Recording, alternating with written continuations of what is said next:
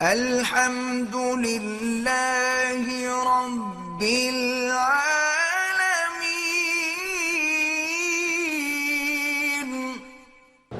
حالت احرام میں نسوار رکھنا ڈبل حرام ہے۔ میں نے اپنے والد جو زندہ ہیں 1,00,000 کلمہ پڑھ کے وقف کیا ہے، اس کا اجر ملے گا؟ ہاں ملے گا۔ مجھے سمجھ ویسے نہیں آتی، وقف کیا ہے کیا معنی؟ سٹور کر دیا ہے آپ نے اس کو؟ چابی آپ کے پاس ہے یا والد کے پاس ہے؟ بہرحال یہ کہہ دو کہ اللہ اس کا ثواب تمہارے والد کو دے۔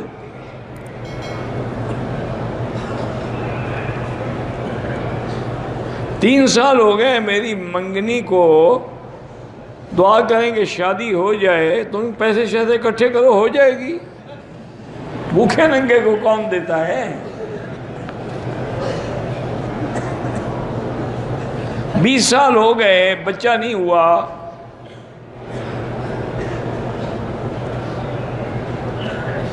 بیوی کو خاوند نے کہا کہ تم کسی اور مرد کے ساتھ رات گزار لو، چونکہ میں تو اولاد پیدا کرنے کے قابل نہیں ہوں۔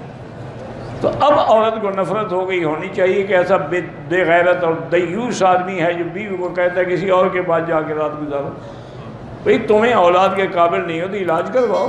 آج کل تو علاج کوئی مشکل نہیں ہے، جدید میڈیکل سائنس میں بالکل علاج ہوتا ہے۔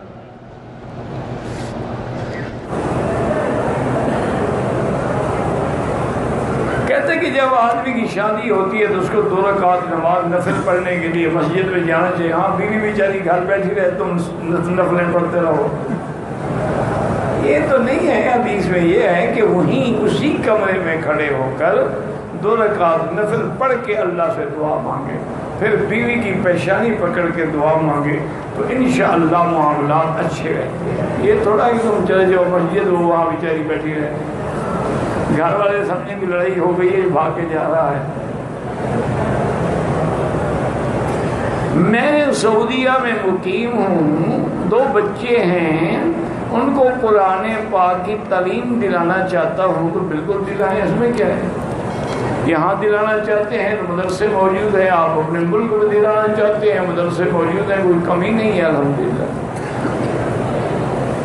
میں جدہ میں رہتا ہوں، کیا میں احرام جدے سے بھی پہنوں گا یا پھر میقات؟ بھائی وہی اگر عمرہ کر رہے ہیں جدے سے احرام باندھ کے بھی کر سکتے ہیں، مسجد عائشہ سے۔ مسجد عائشہ یا جدہ ایک ہی چیز ہے، یعنی مسجد عائشہ بھی حرم کے باہر ہے، جدہ بھی حد حرم کے باہر ہے، نہ وہ میقات ہے نہ وہ میقات ہے، ہل ہے، ہل اور میقات میں فرق ہے۔